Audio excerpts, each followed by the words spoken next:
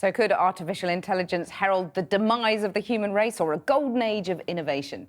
With me now is Dr. Joanna Bryson, a lecturer in artificial intelligence at Bath University, and from Annapolis in Maryland, James Barrat, who's author of Our Final Invention, a dystopian look at the future of machines.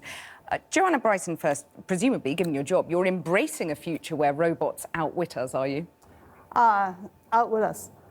I use artificial intelligence to do scientific simulation. So I use artificial intelligence as an extension of our own ability to reason about what can happen and why things happen. So helpful robots, then? Well, yes. The thing about calling it a robot is that a robot has intentionality. A robot has goals and things it needs to do. All the stuff that I use entirely is just programs I run like Microsoft Word. It's just something that I run for myself. So am I looking forward, am I a sci-fi geek? Do I love reading, watching Star Trek and reading these kinds of books?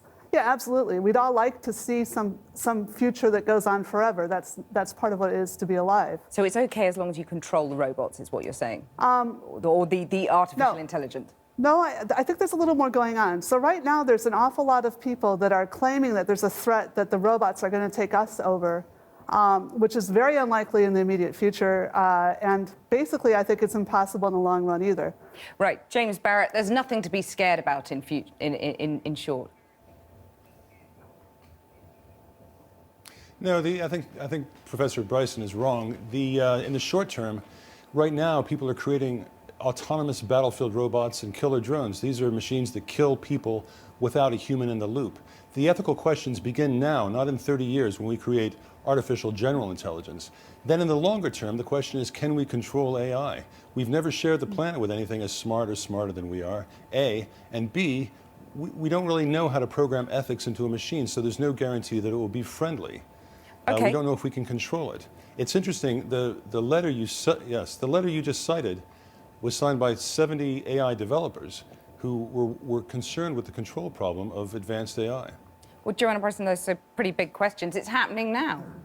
Yes, but I disagree that that's the same kind of ethical question we were talking about before. So absolutely, how do we want to consider battlefield robots? I think the cleanest way to consider them ethically is that they are whoever deployed them's responsibility.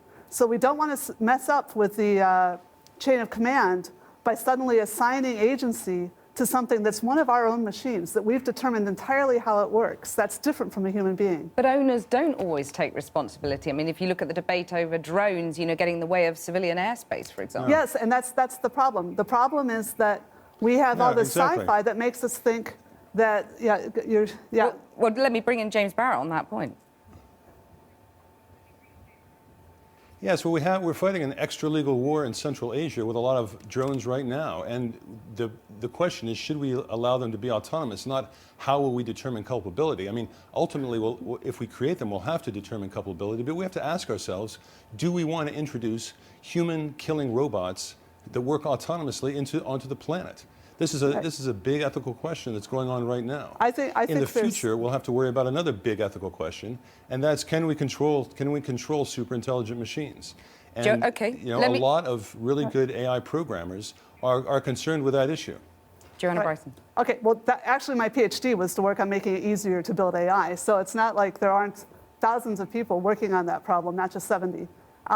However, the point is that whether we fight wars and how we kill people, and whether we limit the killing of people or whatever, I'm down a rabbit hole, but let me go back in.